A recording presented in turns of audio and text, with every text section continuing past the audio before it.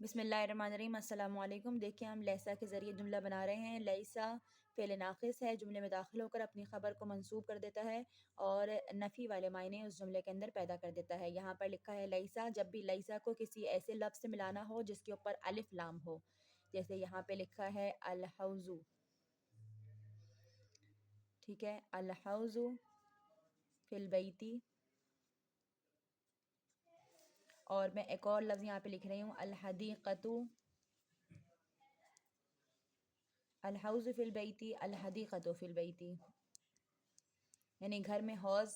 ابھی یہاں پہ ہے کہ گھر میں حوض ہے، گھر میں باغ ہے، لیکن اب لیسا لگا دیں گے تو نفی والے معنی پیدا ہو جائیں گے کہ گھر میں باغ نہیں ہے، گھر میں حوض نہیں ہے، ٹھیک ہے۔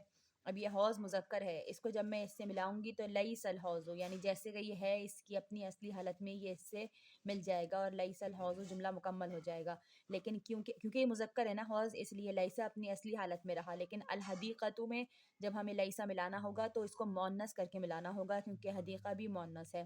اور آپ کو پتہ ہے کہ مؤنث کے لیے جو ہم صیغہ استعمال کرتے ہیں وہ لیست ہے، یعنی یہ تائے ساکنہ جو ہے یہ مؤنث کی علامت ہے۔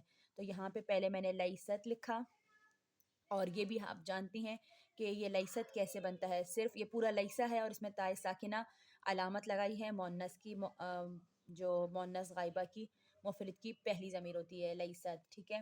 لیکن اب ان دونوں کو ملانا ہے اور تائے ساکنہ کے ساتھ الف لام کو ملانا ممکن نہیں ہے، اسی لیے ہم تائے ساکنہ کو ہٹا کر یہاں پر مخاطبہ کی ضمیر لگا دیں گے۔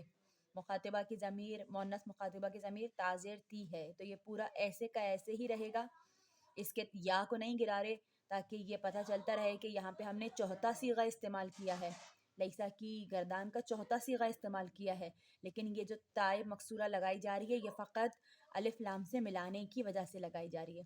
تو یہ لیست الحدیقۃ ہو جائے گا، لیست الحدیقۃ فی البیت، یعنی کہ گھر میں باغ نہیں ہے۔